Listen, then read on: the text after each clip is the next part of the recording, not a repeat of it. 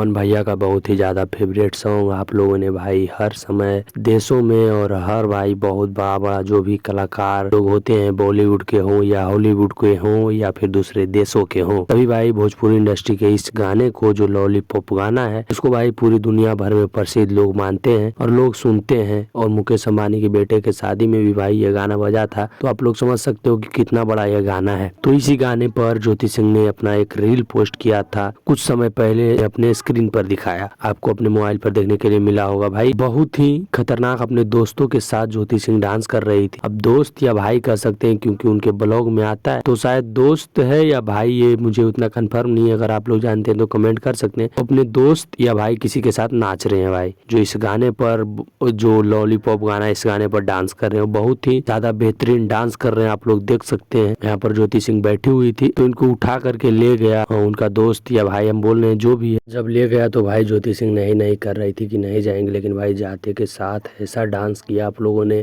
अगर वीडियो देखा होगा शुरू में तो आप लोग को अच्छा ही लगा होगा।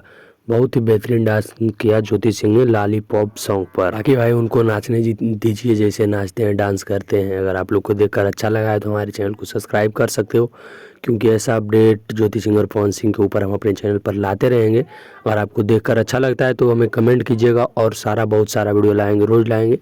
अगर भाई आप हमारे चैनल पर नए हैं तो चैनल को सब्सक्राइब कर लीजिए और ऐसा ही वीडियो देखना है तो हमें कमेंट में बताइएगा, जरूर ऐसा ही वीडियो लाया जाएगा हमारे चैनल पर।